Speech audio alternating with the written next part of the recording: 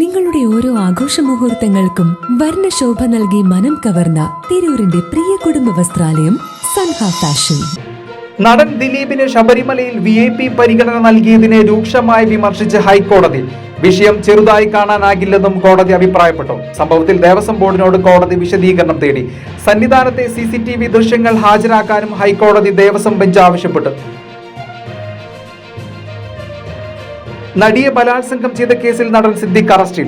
ചോദ്യം ചെയ്യലിനായി Thiruvananthapuram narcotic cell assistant കമ്മീഷണർക്ക് മുമ്പിൽ ഹാജരായപ്പോഴാണ് സിദ്ദിഖിന്റെ അറസ്റ്റ് രേഖപ്പെടുത്തിയത്. മകൻ ഷഹീൻ സിദ്ദിഖിനോടൊപ്പമാണ് താരം തിരുവനന്തപുരത്തെ കണ്ടോൺമെന്റ് സ്റ്റേഷനിലെത്തിയത്.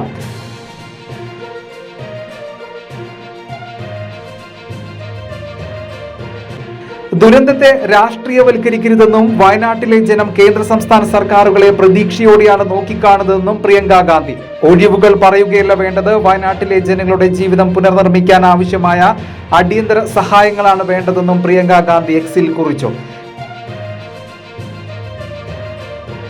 പെരിന്തൽമണ്ണ ജൂബിലി ജംഗ്ഷനിൽ സ്കൂട്ടറിൽ ക്രെയിനിടിച്ച് നഴ്സിംഗ് വിദ്യാർത്ഥി മരണപ്പെട്ടു. 3ാം വർഷ BSc വിദ്യാർത്ഥിയായ നേഹയാണ് മരണപ്പെട്ടത്.